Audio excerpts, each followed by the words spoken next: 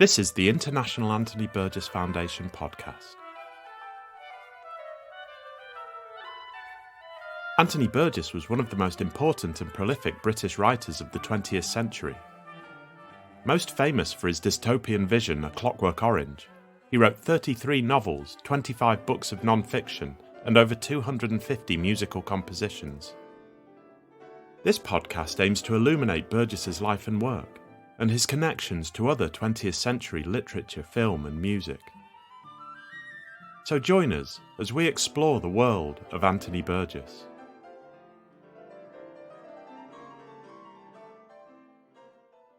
In this special Christmas episode of the podcast, we're handing the microphone over to Anthony Burgess himself as he reads Charles Dickens' festive classic, A Christmas Carol. This recording was found in the audio collections in the archives at the Burgess Foundation in Manchester.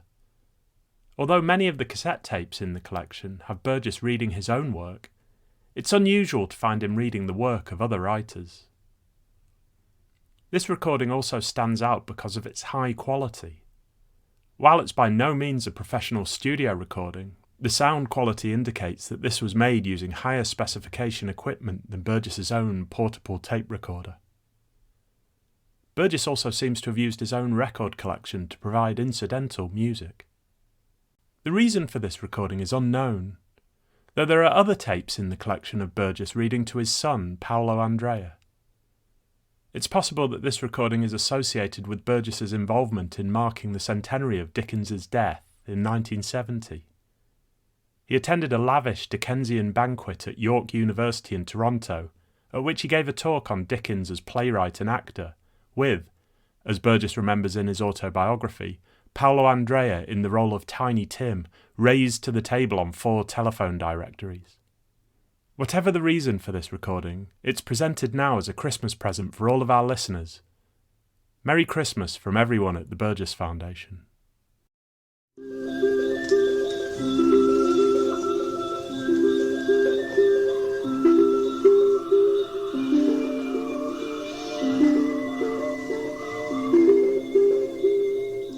Once upon a time, of all the good days in the year, on Christmas Eve, old Scrooge sat busy in his counting-house. It was cold, bleak, biting weather, foggy withal, and he could hear the people in the court outside go wheezing up and down, beating their hands upon their breasts, and stamping their feet upon the pavement stones to warm them. The city clocks had only just gone 3, but it was quite dark already. It had not been light all day, and candles were flaring in the windows of the neighbouring offices like ruddy smears upon the palpable brown air. The fog came pouring it into every chink and keyhole, and was so dense without that although the court was of the narrowest, the houses opposite were mere phantoms. To see the dingy cloud come drooping down, obscuring everything, one might have thought that nature lived hard by and was brewing on a large scale. The door of Scrooge's counting-house was open that he might keep his eye upon his clerk, who in a dismal little cell beyond, a sort of tank, was copying letters. Scrooge had a very small fire, but the clerk's fire was so very much smaller that it looked like one coal. But he couldn't replenish it, for Scrooge kept the coal box in his room, and so surely as the clerk came in with the shovel, the master predicted that it would be necessary for them to part. Wherefore the clerk put on his white comforter and tried to warm himself at the candle, in which effort, not being a man of a strong imagination, he failed. "A Merry Christmas, Uncle! God save you!" cried a cheerful voice. It was the voice of Scrooge's nephew, who came upon him so quickly that this was the first intimation he had of his approach. "Bah!" said Scrooge. "Humbug!" He had so heated himself with rapid walking in the fog and frost, this nephew of Scrooge's, that he was all in a glow. His face was ruddy and handsome, his eyes sparkled, and his breath smoked again. "Christmas a humbug, Uncle," said Scrooge's nephew. "You don't mean that, I'm sure." "I do," said Scrooge. "Merry Christmas. What right have you to be merry? What reason have you to be merry? You're poor enough." "Come, then," returned the nephew gaily. "What right have you to be dismal? What reason have you to be morose? You're rich enough." Scrooge, having no better answer ready on the spur of the moment, said "Bah!" again, and followed it up with "Humbug!" "Don't be cross, uncle," said the nephew. "What else can I be," returned the uncle, "when I live in such a world of fools as this? Merry Christmas, out upon Merry Christmas. What's Christmas time to you but a time for paying bills without money, a time for finding yourself older but not an hour richer, a time for balancing your books and having every item in them to a round dozen of months presented dead against you? If I could work my will," said Scrooge indignantly, "every idiot who goes around with Merry Christmas on his lips should be boiled with his own pudding and buried with a stake of holly through his heart. He should." "Uncle," pleaded the nephew. "Nephew," returned the uncle sternly, "keep Christmas in your own way and let me keep it in mine." "Keep it," repeated Scrooge's nephew. But you don't keep it." "Let me leave it alone then," said Scrooge. "Much good may it do you, much good it has ever done you." "There are many things from which I might have derived good, by which I have not profited, I dare say," returned the nephew, "Christmas among the rest. But I am sure I have always thought of Christmas time when it comes round, apart from the veneration due to its sacred name and origin, if anything belonging to it can be apart from that, as a good time, a kind, forgiving, charitable, pleasant time, the only time I know of in the long calendar of the year when men and women seem by one consent to open their shut-up hearts freely, and to think of people below them as if they really were fellow passengers to the grave, and not another race of creatures bound on other journeys. And therefore, uncle, though it's never put a scrap of gold or silver in my pocket, I believe that it has done me good and will do me good, and I say, God bless it." The clerk in the tank involuntarily applauded. Becoming immediately sensible of the impropriety, he poked the fire and extinguished the last frail spark forever. "Let me hear another sound from you," said Scrooge, "and you'll keep your Christmas by losing your situation.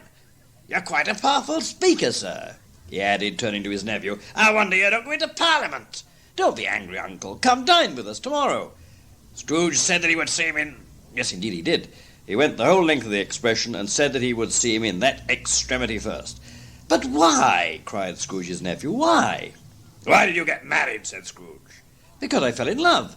"Because you fell in love," growled Scrooge, as if that were the only one thing in the whole world more ridiculous than a Merry Christmas. "Good afternoon." "Nay, uncle, but you never came to see me before that happened. Why give it as a reason for not coming now?" "Good afternoon," said Scrooge. "I want nothing from you. I ask nothing of you. Why cannot we be friends?" "Good afternoon," said Scrooge. "I am sorry with all my heart to find you so resolute. We have never had any quarrel to which I have been a party, but I have made the trial in homage to Christmas, and I'll keep my Christmas humour to the last. So a Merry Christmas, uncle." "Good afternoon," said Scrooge. "And a Happy New Year." "Good afternoon," said Scrooge. His nephew left the room without an angry word, notwithstanding. He stopped at the outer door to bestow the greetings of the season on the clerk, who, cold as he was warmer than Scrooge, for he returned them cordially. "There's another fellow," muttered Scrooge, who overheard him. "My clerk, with 15 shillings a week and a wife and family, talking about a Merry Christmas. I'll retire to Bedlam." Foggier yet and colder. Piercing, searching, biting cold. If the good St. Dunstan had but nipped the evil spirit's nose with a touch of such weather as that, instead of using his familiar weapons, then indeed he would have roared to lusty purpose. The owner of one scant young nose, gnawed and mumbled by the angry cold, as bones are gnawed by dogs, stooped down at Scrooge's keyhole to regale him with a Christmas carol, but at the first sound of "God bless ye, merry gentlemen, may nothing you dismay," Scrooge seized the ruler with such energy of action that the singer fled in terror, leaving the keyhole to the fog and even more congenial frost. At length the hour of shutting up the counting-house arrived. With an ill-will, Scrooge dismounted from his stool and tacitly admitted the fact to the expectant clerk in the tank, who instantly snuffed his candle out and put on his hat. "You'll want all day tomorrow, I suppose," said Scrooge. "If quite convenient, sir." "It's not convenient," said Scrooge, "and it's not fair. If I was to stop £5 for it, you'd think yourself ill-used, I'll be bound."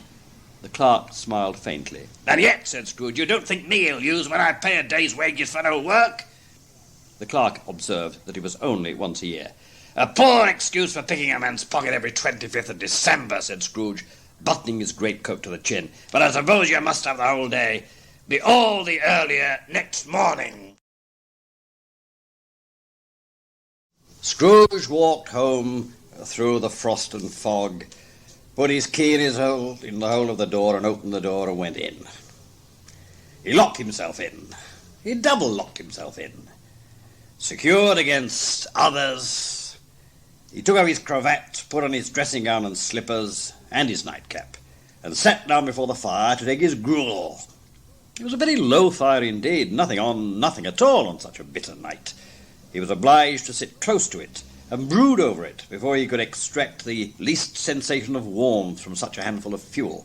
The fireplace was an old one, built by some Dutch merchant long ago, and paved all round with quaint Dutch tiles designed to illustrate the scriptures. There were Cains and Abels, Pharaoh's daughters, queens of Sheba, angelic messengers descending through the air on clouds like featherbeds, Abrahams, Belshazzars, apostles putting off to sea in butter boats, hundreds of figures to attract his thoughts. And yet, in them all, he saw a face that he had not seen for 7 years, the face of a man 7 years dead, who came like the ancient prophet's rod and swallowed up the whole. It was as if each smooth tile had been a blank at first, with power to shape some picture on its surface from the disjointed fragments of his thoughts.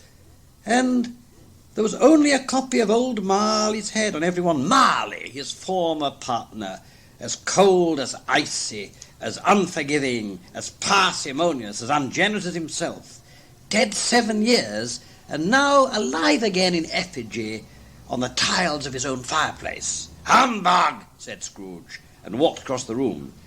After several turns, he sat down again. As he threw his head back in the chair, his glance happened to rest upon a bell, a disused bell, that hung in the room, and communicated for some purpose, now forgotten, with a chamber in the highest story of the building.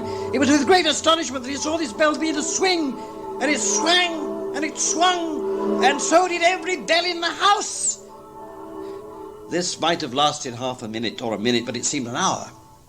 The bells ceased as they had begun together. They were succeeded by a clanking noise, deep down below, as if some person were dragging a heavy chain over the casks in the wine merchant's cellar. Scrooge then remembered to have heard that ghosts in haunted houses were described as dragging chains. The cellar door flew open with a booming sound, and then he heard the noise much louder on the floors below, then coming up the stairs, then coming straight towards his door. "It's humbug still," said Scrooge. "I won't believe it." His colour changed, though, when without a pause it came on through the heavy door and passed into the room before his eyes. Upon its coming in, the dying flame leapt up as though it cried, "I know him! Marley's ghost!" and fell again. The same face, the very same. Marley in his pigtail, his usual waistcoat, tights and boots, the tassels on the latter bristling like his pigtail, and his coat shirts, and the hair upon his head. The chain he drew was clasped about his middle. It was long and wound about him like a tail, and it was made, for Scrooge observed it closely, of cash boxes, keys, padlocks, ledgers, deeds, and heavy purses wrought in steel. His body was transparent, so that Scrooge, observing him and looking through his waistcoat, could see the 2 buttons on his coat behind. Scrooge had often heard it said that Marley had no bowels, but he had never believed it until now. "How now? How now?" said Scrooge, caustic and cold as ever. "What do you want with me?" "Much. Who are you?" "Ask me who I was." "Who were you then?" said Scrooge, raising his voice. "You're particular for the shade?" "In life I was your partner, Jacob Marley." Can you sit down?" asked Scrooge, looking doubtfully at him. "I can." "Do it then." Scrooge asked the question because he didn't know whether a ghost so transparent might find himself in a condition to take a chair, and felt that in the event of its being impossible, it might involve the necessity of an embarrassing explanation. But the ghost sat down on the opposite side of the fireplace as if he were quite used to it. "You don't believe in me," observed the ghost. "I don't," said Scrooge. "What evidence would you have of my reality beyond that of your senses?" "I don't know," said Scrooge. "Why do you doubt your senses?" "Because," said Scrooge, "a little thing affects them. A slight disorder of the stomach makes them cheats. You may be an undigested bit of beef, a blot of mustard, a crumb of cheese, a fragment of an underdone potato. There's more of gravy than of grave about you, whatever you are." "You see this toothpick?" said Scrooge, returning quickly to the charge, and wishing that it were only for a second to divert the vision's stony gaze from himself. "I do." "You are not looking at it." "But I see it, nevertheless."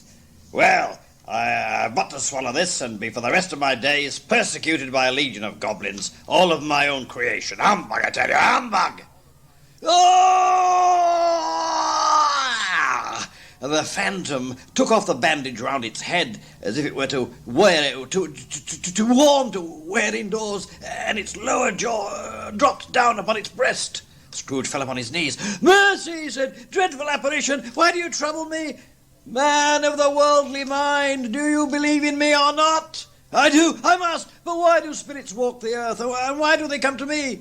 "It is required of every man that the spirit within him should walk abroad among his fellow men and travel far and wide, and if that spirit goes not forth in life, it is condemned to do so after death. It is doomed to wander through the world. Oh, woe is me, and witness what it cannot share, but might have shared on earth, and turn to happiness."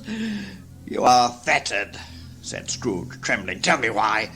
"I wear the chain I forged in life. I made it link by link and yard by yard. I girded it on of my own free will, and of my own free will I wore it. Is its pattern strange to you? Or would you know the weight and length of the strong coil you bear yourself? It was as full, as heavy, and as long as this 7 Christmas Eves ago. You have laboured on it since. It is a ponderous chain." "Oh, Jacob!" cried Scrooge imploring. "Oh, Jacob Marley, tell me more. Speak comfort to me, Jacob." "I have none to give, none to give. Oh, my spirit never walked beyond our counting-house. In life my spirit never roved beyond the narrow limits of our money-changing hole, and weary journeys lie before me." 7 years dead, mused Scrooge, "and travelling all the time. The whole time, no rest, no peace, incessant torture of remorse. Oh, captive bound and double ironed, not to know that ages of incessant labour by immortal creatures for this earth must pass into eternity before the good of which it is susceptible is at all developed. Not to know that any Christian spirit working kindly in its little sphere, whatever it may be, will find its mortal life too short for its vast means of usefulness. Not to know that no space of regret can make amends for one life's opportunity misused. Yet such was I, oh, such was I." "But you were always a good man of business, Jacob." "Business! Mankind was my business. The common welfare was my business. Charity, mercy, forbearance, and benevolence were all my business. The dealings of my trade were but a drop of water in the comprehensive ocean of my business. At this time of the rolling year I suffer most.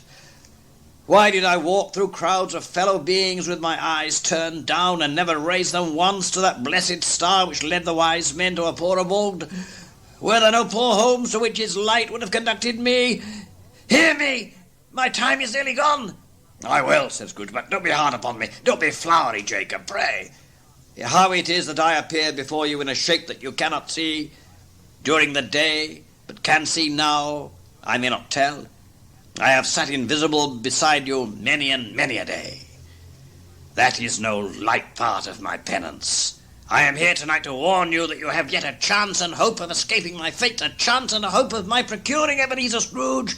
"You are always a good friend to me," said Scrooge. "Thank ye." "You will be haunted by 3 spirits.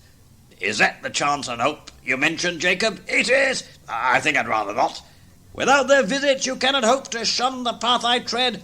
Expect the first tomorrow when the bell tolls 1. Couldn't I take them all at once and have it over, Jacob?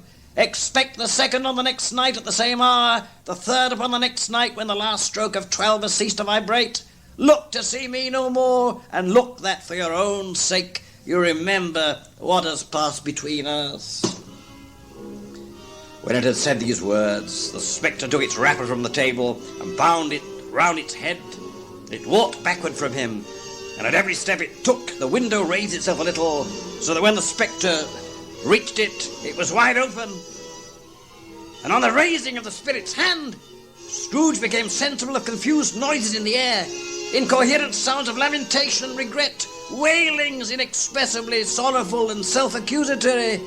The spectre, after listening for a moment, joined in the mournful dirge and floated out upon the bleak, dark night. The air filled with phantoms, wandering hither and thither in restless haste and moaning as they went. Every one of them wore chains like Marley's ghost, every one. And then the creatures faded into mist, or mist enshrouded them. Scrooge closed the window and examined the door by which the ghost had entered. It was double locked as he had locked it with his own hands, and the bolts were undisturbed. He tried to say, "Humbug," but stopped at the first syllable. And being, from the emotion he had undergone, or the fatigues of the day, or his glimpse of the invisible world, or the dull conversation of the ghost, or the lateness of the hour, much in need of repose, he went straight to bed, without undressing, and fell asleep upon the instant. When Scrooge awoke, it was so dark that, looking out of bed, he could scarcely distinguish the transparent window from the opaque walls of his chamber. He was endeavouring to pierce the darkness with his ferret eyes when the chimes of a neighbouring church struck the 4 quarters. So he listened for the hour. To his great astonishment, the heavy bell went on from 6 to 7, and from 7 to 8, and regularly up to 12, then stopped. 12, it was past 2 when he went to bed. The clock was wrong. An icicle must have got into the works. 12. He touched the spring of his repeater watch to correct this most preposterous clock. Its rapid little pulse beat 12 and stopped. "It isn't possible," said Scrooge. "I can't have slept through a whole day and far into another night. It isn't possible that anything has happened to the sun, and this is 12 at noon." The idea being an alarming one, he scrambled out of bed and groped his way to the window. He was obliged to rub the frost off with the sleeve of his dressing gown before he could see anything, and could see very little then. All he could make out was that it was still very foggy and extremely cold, and there was no noise of people running to and fro and making a great stir, as there unquestionably would have been if night had beaten off bright day and taken possession of the world. Scrooge went to bed again and thought it all over and over and over, and could make nothing of it. The more he thought, the more perplexed he was, and the more he endeavoured not to think, the more he thought. Marley's ghost bothered him exceedingly. Every time he resolved within himself, after mature inquiry, that it was all a dream, his mind flew back again like a strong spring released to its first position, and presented the same problem to be worked all through. Was it a dream or not? Scrooge lay in this state until the chime had gone 3 quarters more, when he remembered on a sudden that the ghost had warned him of a visitation when the bell tolled 1. He resolved to lie awake until the hour was past, and considering that he could no more go to sleep than go to heaven, this was perhaps the wisest resolution in his power. The quarter was so long that he was more than once convinced he must have sunk into a doze unconsciously and missed the clock. At length it broke upon his listening ear. 1/4 past, said Scrooge. 1/2 past, said Scrooge. 1/4 to it, said Scrooge. The hour itself, said Scrooge triumphantly, and nothing else. He spoke before the hour bell sounded, which it now did with a deep, dull, hollow, melancholy 1. Light flashed up in the room upon the instant, and the curtains of his bed were drawn. The curtains of his bed were drawn aside, I tell you, by a hand. Not the curtains at his feet, nor the curtains at his back, but those to which his face was addressed. The curtains of his bed were drawn aside, and Scrooge, starting up into a half-recumbent attitude, found himself face to face with the unearthly visitor who drew them, as close to it as I am now to you, and I am standing in the spirit at your elbow. It was a strange figure, like a child, yet not so like a child as like an old man viewed through some supernatural medium, which gave him the appearance of having receded from the view and being diminished to a child's proportions. Its hair was white as with age, and yet the face had not a wrinkle in it, and the tenderest bloom was on the skin. The arms were long and muscular, the hands the same, as if its hold were of uncommon strength. But the strangest thing about it was that from the crown of its head there sprung a bright, clear jet of light, by which all this was visible, and which was doubtless the occasion of its using, in its duller moments, a great extinguisher for a cap, which it's now held under its arm. "Are you the spirit, sir, whose coming was foretold to me?" asked Scrooge. "I am."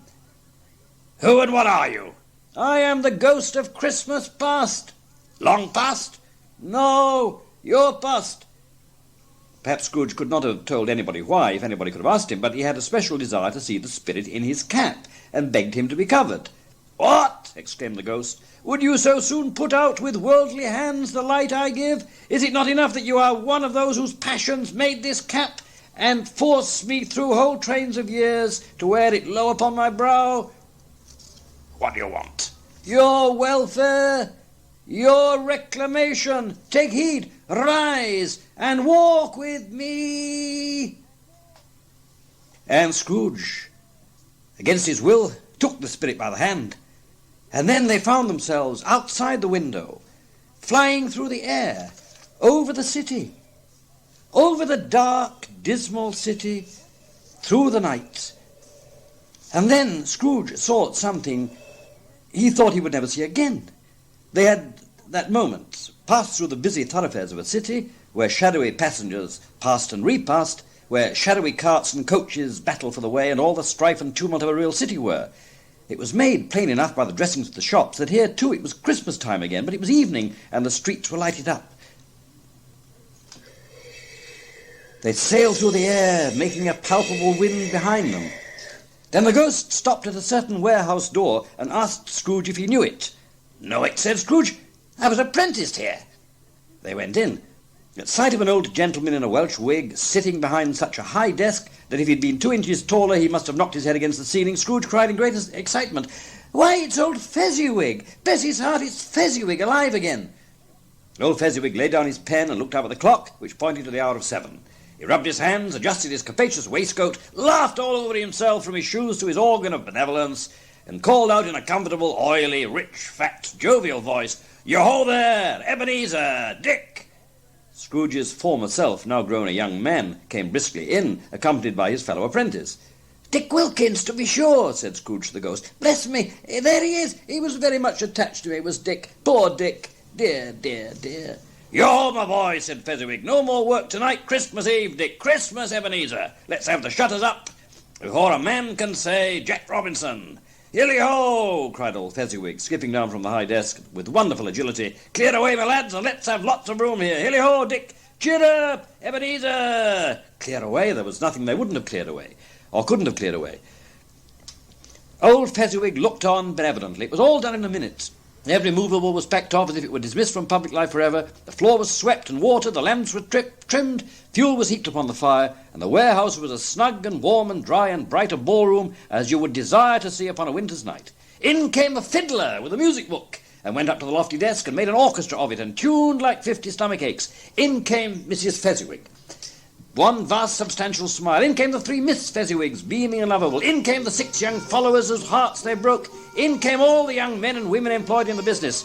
In came the housemaid with her cousin the baker. In came the cook with her brother's particular friend the milkman. In came the boy from over the way, who was suspected of not having board enough from his master, trying to hide himself behind the girl from next door but one.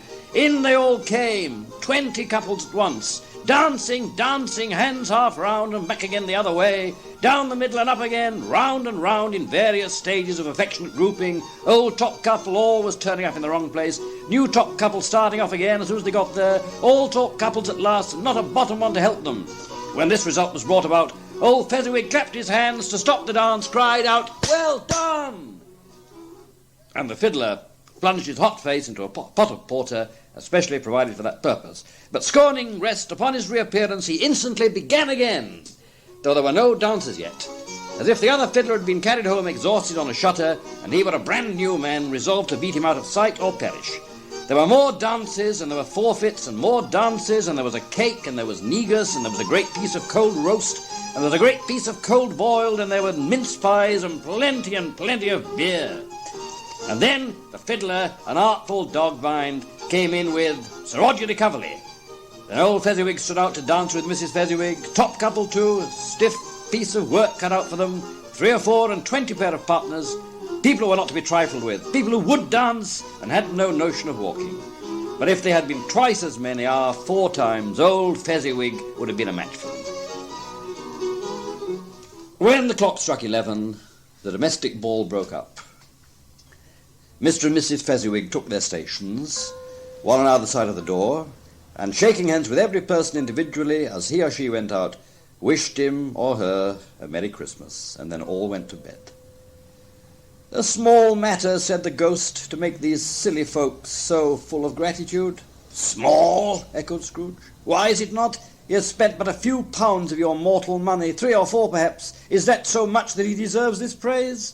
"It isn't that," said Scrooge. "It isn't that, Spirit. He has the power to render us happy or unhappy, to make our service light or burdensome, a pleasure or a toil. Say that his power lies in words and looks, in things so slight and insignificant that it is impossible to add and count them up. That what then? The happiness he gives is quite as great as if it cost a fortune." "What is the matter?" asked the ghost. "Nothing particular," said Scrooge. "Something, I think?" No, I should just like to be able to say a word or two to my clerk just now, that's all. My time grows short, observed the spirit. Quick, quick, quick, back, back, back. Time is very short. And then they were back, and the spirit dropped beneath, deep, deep down in the air, and under his own power, Scrooge found himself back in his room again. He was conscious of being exhausted and overcome by an irresistible drowsiness, and further of being in his own bedroom.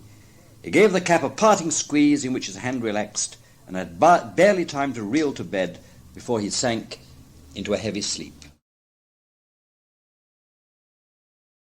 Awaking in the middle of a prodigiously tough snore, and sitting up in bed to get his thoughts together, Scrooge had no occasion to be told that the bell was again upon the stroke of 1. He felt that he was restored to consciousness in the right nick of time, for the especial purpose of holding a conference with a second messenger dispatched to him through Jacob Marley's intervention. He was now prepared for almost anything, but he was not by any means prepared for nothing, and consequently when the bell had struck 1 and no shape appeared, he was taken with a violent fit of trembling. 5 minutes, 10 minutes, a quarter of an hour went by, yet nothing came. All this time he lay upon his bed, the very core and centre of a blaze of ruddy light which streamed upon it when the clock proclaimed the hour, which, being only light, was more alarming than a dozen ghosts, as he was powerless to make out what it meant or would be at, and was sometimes apprehensive that it might be at that very moment an interesting case of spontaneous combustion, without having the consolation of knowing it. At last, however, he got up. He went to the source of the light. The light was shining from under the door of the next room. He shuffled in his slippers to this door, and at the moment that his hand was on the lock, a strange voice called him by his name and bade him enter. He obeyed. It was his own room. There was no doubt about that.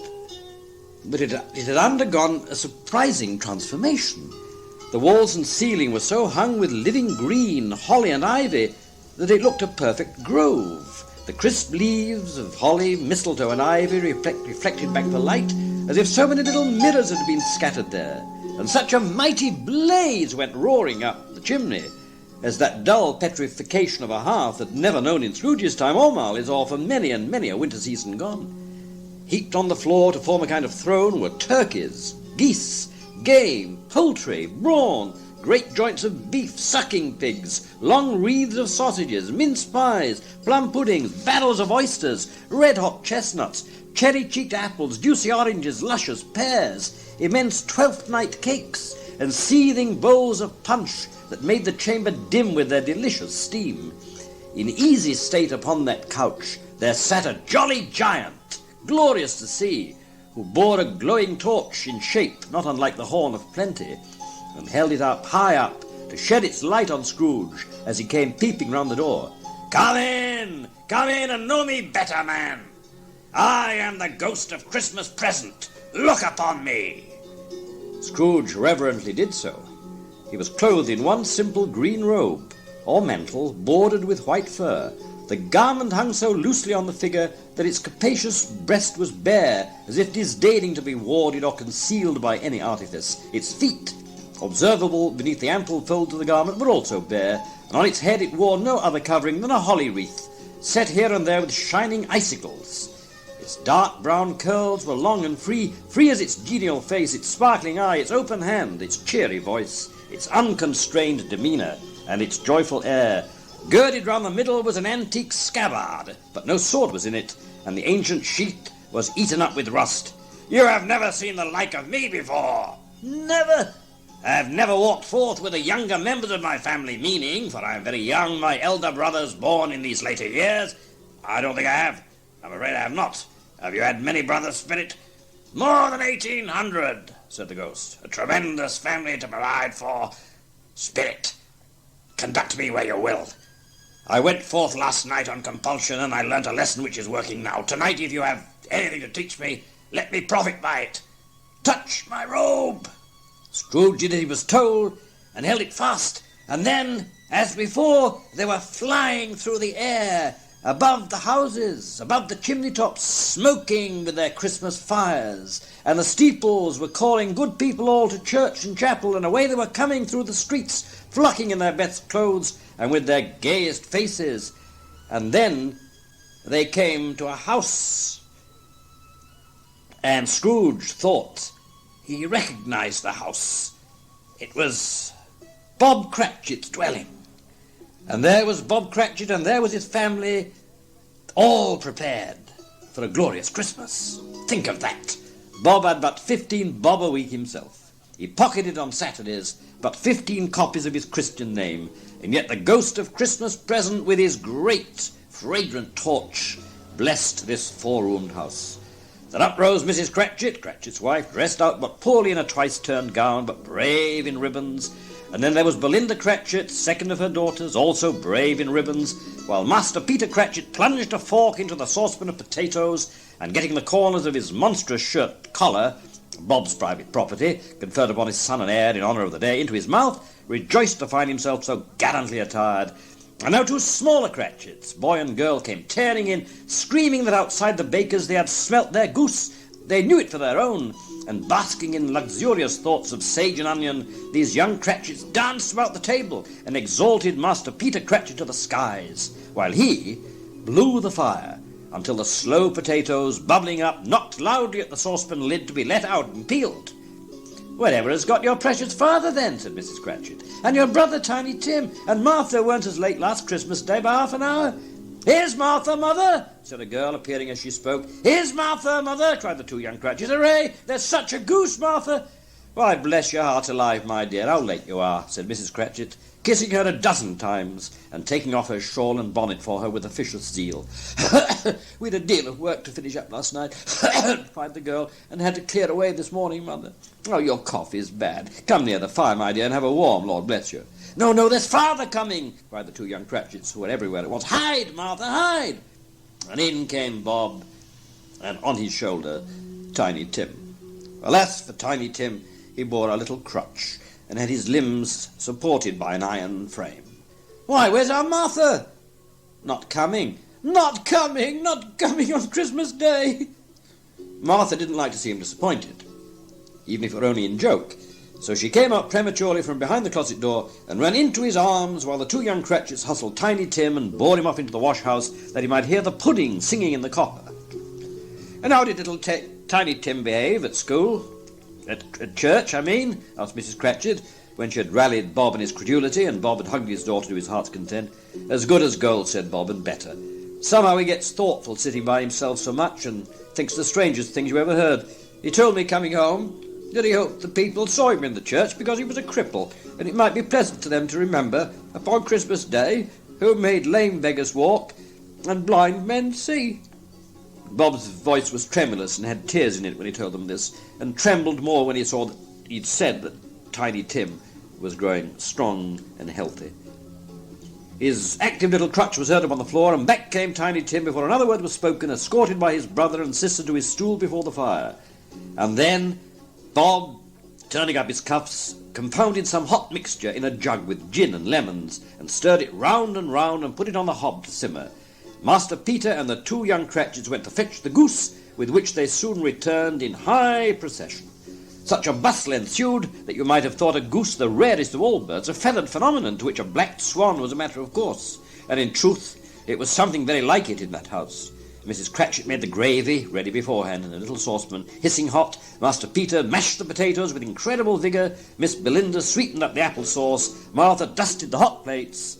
Bob took Tiny Tim beside him in a tiny corner at the table. The two young Cratchits set chairs for everybody, not forgetting themselves, and mounting guard upon their posts, crammed spoons into their mouths, lest they should shriek for goose before their turn came to be helped. At last the dishes were set on, and grace was said, and Mrs. Cratchit, looking slowly all along the carving knife, prepared to plunge it into the breast.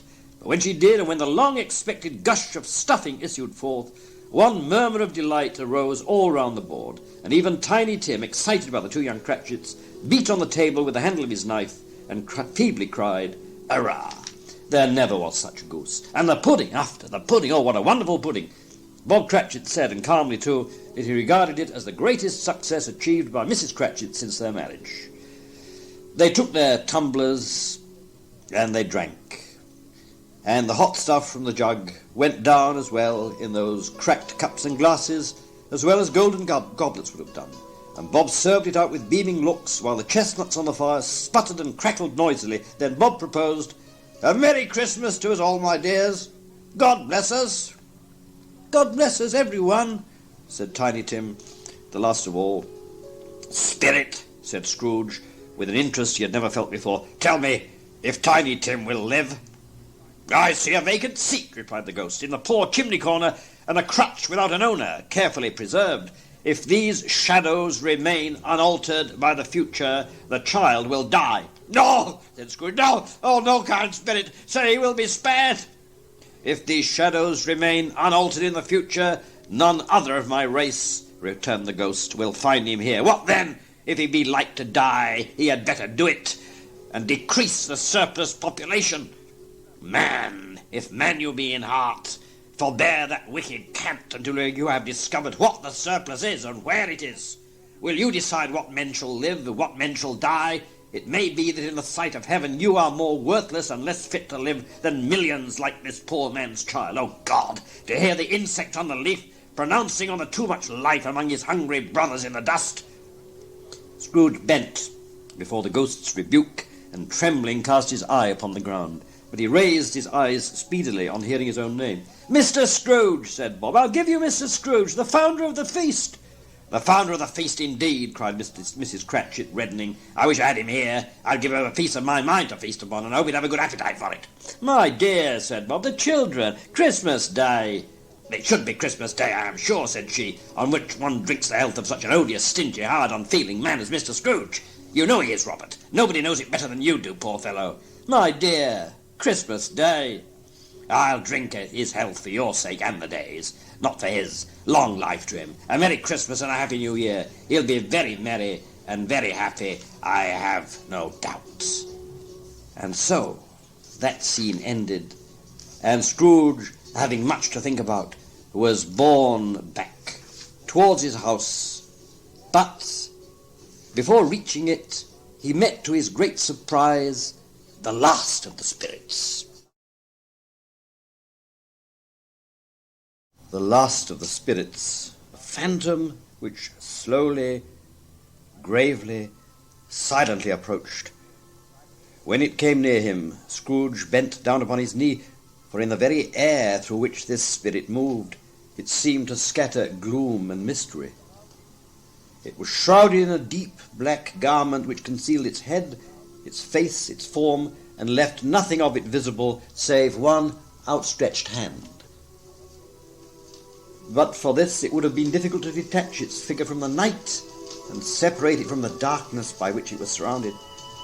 "I am in the presence of the ghost of Christmas yet to come," said Scrooge. The spirit did not answer, but pointed onward with its hand. "You are about to show me shadows of the things that have not happened, but will happen in the time before us?" Scrooge pursued. "Is that so, spirit?" The upper portion of the garment was contracted for an instant in its folds, as if the spirit had inclined its head. That was the only answer he received. "Lead on, lead on. The night is waning fast," said Scrooge, "and it is precious time to me, I know. Lead on, spirit." And led him on. Led him on into the dark city, or rather the city seemed to spring up about them and encompass them of its own act. But there they were in the heart of it, the city, the business part of the city, amongst the merchants who hurried up and down and chinked the money in their pockets and conversed in groups and looked at their watches and spoke. "No," said a great fat man with a monstrous chin, "I didn't know much about it. I only know he's dead." "When did he die?" "Last night, I believe." "Well, what was the matter with him? I thought he'd never die." "God knows." "What has he done with his money?"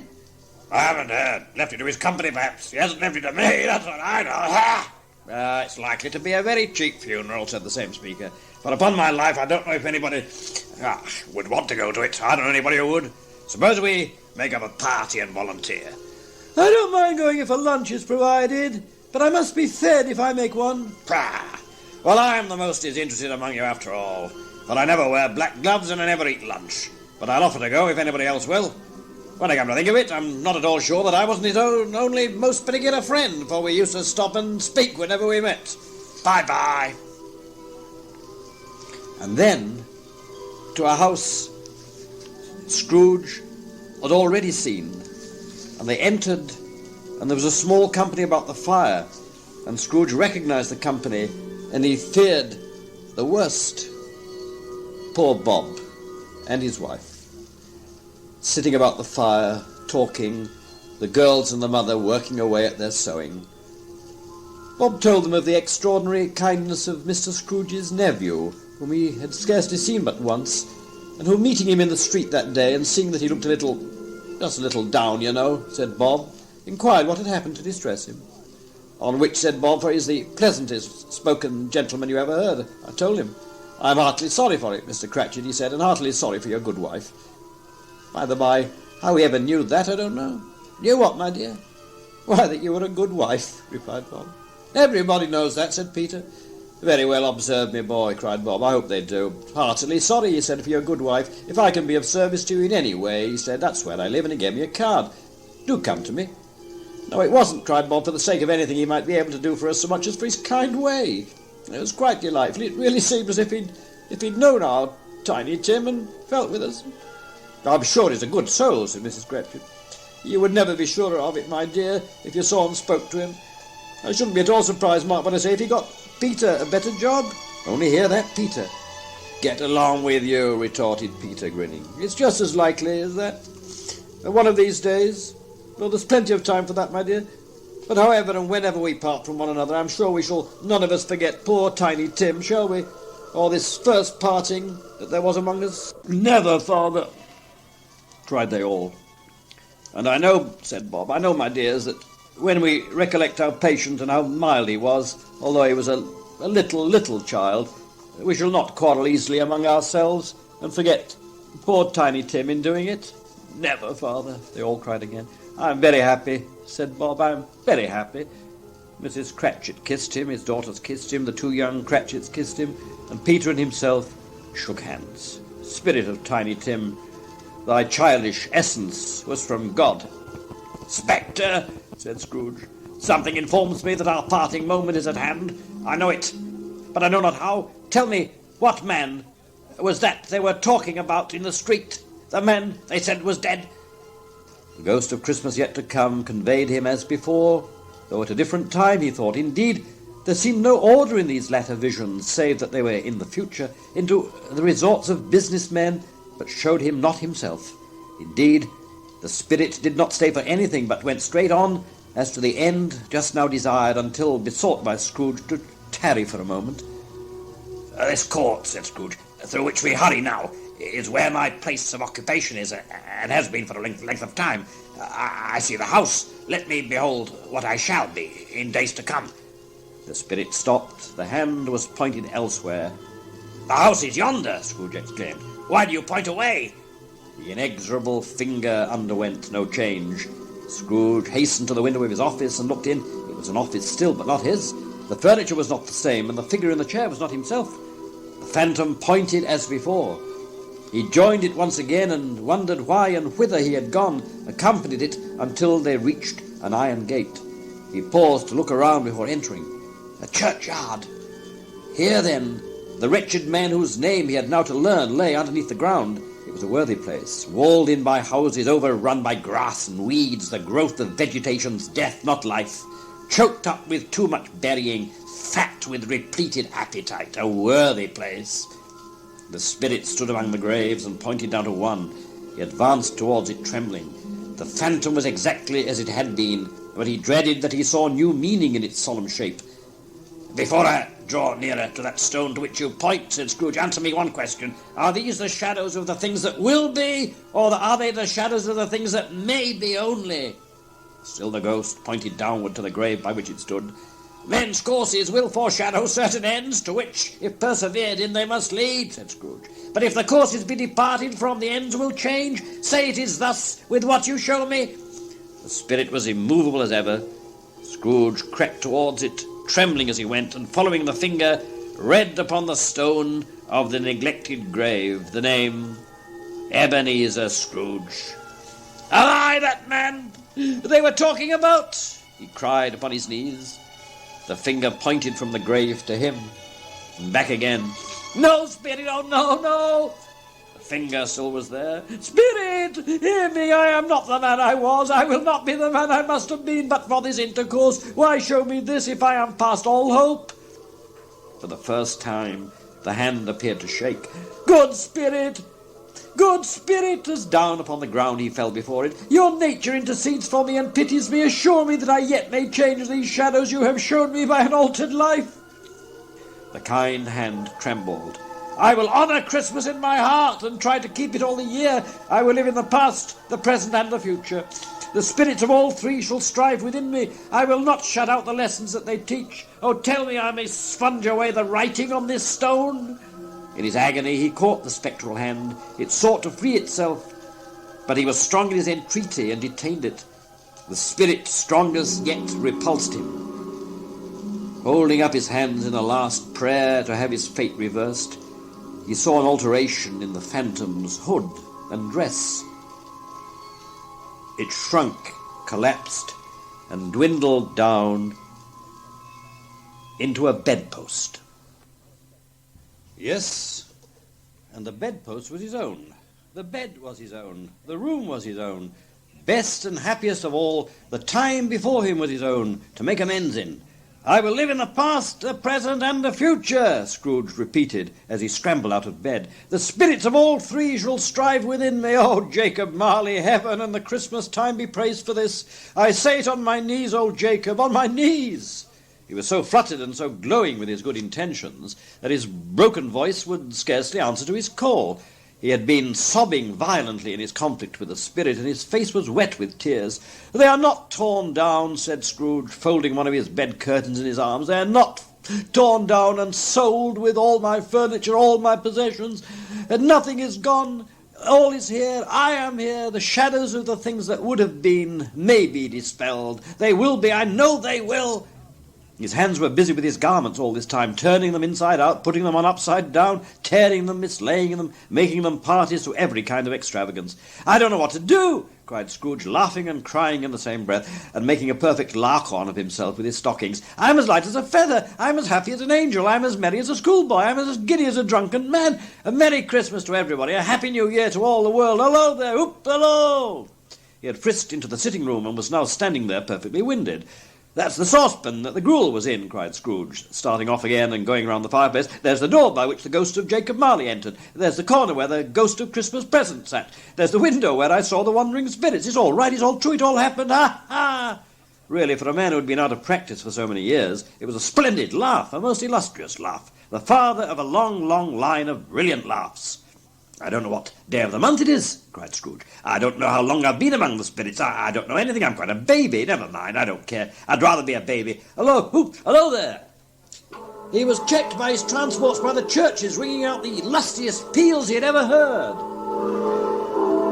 Clash, clang, hammer, ding, dong, bell, bell, ding, dong, hammer, clang, clash. Oh, glorious, glorious. Running into the window, he opened it and put out his head. No fog, no mist. Clear, bright, jovial, stirring, cold, cold piping for the blood to dance to. Golden sunlight, heavenly sky, sweet fresh air, merry bells. Oh, glorious, glorious. What's today? Cried Scrooge, calling downward to a boy in Sunday clothes, who perhaps had loitered in to look about him. Eh? Returned the boy with all his might of wonder. What's today, my fine fellow? Said Scrooge. Today? Replied the boy. Christmas Day. It's Christmas Day, said Scrooge to himself. I haven't missed it. The spirits have done it all in one night. They can do anything they like. Of course they can. Of course they can. Hello, my fine fellow. Hello? Do you know the poulterers in the next street but one at the corner? I should hope I did. An intelligent boy, a remarkable boy. Do you know whether they've sold the prize turkey that was hanging up there? Not the little prize turkey, the big one. What, the one as big as me? What a delightful boy. It's a pleasure to talk to him. Yes, my buck. It's hanging there now, replied the boy. Is it? Go and buy it. What? No, I'm in earnest. Go and buy it and tell them to bring it here, that I may give them the direction where to take it. Come back with a man, and I'll give you a shilling. Come back with him in less than 5 minutes, and I'll give you half a crown. The boy was off like a shot. He must have had a steady hand at a trigger who could have got a shot off half so fast. I'll send it to Bob Cratchit's, whispered Scrooge, rubbing his hands and splitting it with a laugh. He shan't know who sends it. It's twice the size of Tiny Tim. Joe Miller never made such a joke as sending it to Bob's Wilby. The hand in which he wrote the address was not a steady one, but write it he did somehow and went downstairs to open the door, ready for the coming of the poulterer's men. As he stood there awaiting his arrival, the knocker caught his eye. "I shall love it as long as I live," cried Scrooge, patting it with his hand. "I scarcely ever looked at it before. What an honest expression it has in its face. It's a wonderful knocker. Here's a turkey. Hello, Oop, how are you? Merry Christmas." It was a turkey. He never could have stood upon his legs, that bird. He would have snapped them off short in a minute like sticks of sealing wax. "Why, it's impossible to carry that to Camden Town," said Scrooge. "You must have a cab." The chuckle with which he said this, and the chuckle with which he paid for the turkey, and the chuckle with which he paid for the cab, and the chuckle with which he recompensed the boy, were only to be exceeded by the chuckle with which he sat down breathless in his chair, and chuckled and chuckled and chuckled till he cried. "Ah, what a day!" he cried, coughing and chuckling together. Shaving was not an easy task, for his hand continued to shake very much, and shaving requires attention, even when you don't dance while you're at it. But if he'd cut the end of his nose off, he would have put a piece of sticking plaster over it and been quite satisfied. He dressed himself all in his best and at last got out into the streets. The people were by this time pouring forth as he had seen them with the ghost of Christmas present, and walking with his hands behind him, Scrooge regarded every one with a delighted smile. He looked so irresistibly pleasant, in a word, that 3 or 4 good-humoured fellows said, "Good morning, sir, and Merry Christmas to you." And Scrooge said often afterwards that of all the blithe sounds he had ever heard, those were the blithest in his ears. He had not gone far when, coming on towards him, he beheld a portly gentleman, a gentleman he remembered from some weeks past. He had walked into his counting-house and asked for some money, and said, "Scrooge and Marley's, I believe, money for the poor," and Scrooge had refused him. It sent a pang across his heart to think how this old gentleman would look upon him when they met, but he knew what path lay straight before him, and he took it. "My dear sir," said Scrooge, quickening his pace and taking the old gentleman by both his hands, "how do you do? I hope you succeeded in your attempts to get some money to help the poor. It was very kind of you. Merry Christmas to you, sir." "Mr. Scrooge?" "Yes, Sir Scrooge, that is my name, and I fear it may not be pleasant to you. Allow me to ask your pardon, and will you have the goodness—" Scrooge whispered in his ear. "Lord bless me," said the gentleman, as if his breath were taken away. My dear Mr. Scrooge, all that? Are you serious?" "If you please," said Scrooge, "not a farthing less. A great many back payments are included in it, I assure you. Will you do me that favour?" "My dear sir," said the other, shaking hands with him, "I don't know what to say to such munificence." "Don't say anything, please," retorted Scrooge. "Come and see me. Will you come and see me?" "Tomorrow I will," cried the old gentleman. "Tomorrow first thing." And it was clear he meant to do it. "Thank ye," said Scrooge. "I am much obliged to you. I thank you 50 times, bless you." He walked about the streets and watched the people hurrying to and fro, and patted children on the head, and questioned beggars, and looked down into the kitchens of houses and up to the windows, and found that everything could yield him pleasure. He had never dreamed that anything could give him so much happiness. In the afternoon he turned his steps towards his nephew's house. He passed the door a dozen times before he had the courage to go up and knock, but he made a dash and did it. "Is your master at home, my dear?" said Scrooge to the girl. "Nice girl, very." "Yes, sir." "Where is he, my love?" said Scrooge. "He's in the dining room, sir, along with mistress. I'll show you upstairs, if you please." "Thank ye. He knows me," said Scrooge, with his hand already on the dining room lock. "I'll go in here, my dear." He turned it gently and sidled his face in round the door. They were looking at the table, which was spread out in great array, for these young housekeepers are always nervous on such points and like to see that everything is right. "Fred," said Scrooge. Dear heart alive, how his niece by marriage started. Scrooge had forgotten for the moment about her sitting in the corner there, or he wouldn't have done it on any account. "Why, bless my soul," cried Freddy. "Who's that?" "It's I, your Uncle Scrooge. I've come to dinner. Will you let me in, Fred?" "Let him in?" It's a mercy he didn't shake his arm off. He was at home in 5 minutes. Nothing could be heartier. His niece looked just the same, and all the friends of his nephew and his niece, and the plump sister whom he'd seen before from a distance, everyone who came. A wonderful party, wonderful games, wonderful unanimity, wonderful happiness. But he was early at the office next morning. Oh, he was early there. If he could only be there first and catch Bob Cratchit coming late. That was the thing he had set his heart upon. And he did it, yes, he did. The clock struck 9, no Bob. 1:15, no Bob. He was full 18 minutes and a half behind his time. Scrooge sat with his door wide open that he might see him come into the tank. His hat was off before he opened the door, his comforter too. He was on his stool in a jiffy, driving away with his pen as if he were trying to overtake 9 o'clock.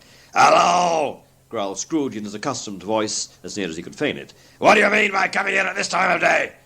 "I'm very sorry, sir," said Bob. "I am a bit behind my time." "You are?" repeated Scrooge. "Yes, I think you are. Step this way, sir, if you please." "It's only once a year, sir," repeated Bob, appearing from the tank. "It shall not be repeated. I was making rather merry yesterday, sir." "Now, I'll tell you what, my friend," said Scrooge. "I am not going to stand this sort of thing any longer. And therefore," he continued, leaping from his stool and giving Bob such a dig in the waistcoat that he staggered back into the tank again, "and therefore I am about to raise your salary." Bob trembled and got a little nearer to the ruler. He had a momentary idea of knocking Scrooge down with it, holding him and calling to the people in the court for help in a straight waistcoat. "A Merry Christmas, Bob," said Scrooge with an earnestness that could not be mistaken, as he clapped him on the back. "A Merry Christmas, my Bob, my good fellow, a merrier one than I've given you for many a year. I'll raise your salary and endeavour to assist your struggling family, and we'll discuss your affairs this very afternoon over a Christmas bowl of smoking punch, Bob. Make up the fires and buy another coal scuttle before you dot another I, Bob Cratchit." Scrooge was better than his word. He did it all and infinitely more. And to Tiny Tim, who did not die, he was a second father. He became as good a friend, as good a master, and as good a man as the good old city knew, or any other good old city, town, or borough in the good old world. Some people laughed to see the alteration in him, but he let them laugh, and little heeded them, for he was wise enough to know that nothing ever happened on this globe for good, at which some people did not have their fill of laughter in the outset, and knowing that such as these would be blind anyway, he thought it quite as well that they should wrinkle up their eyes in grins as have the malady in less attractive forms. His own heart laughed, and that was quite enough for him. He had no further intercourse with spirits, but lived upon the total abstinence principle, and ever afterwards it was said of him that he knew how to keep Christmas well, if any man alive possessed the knowledge. May that truly be said of us and all of us, and so, as Tiny Tim observed, God bless us, every one.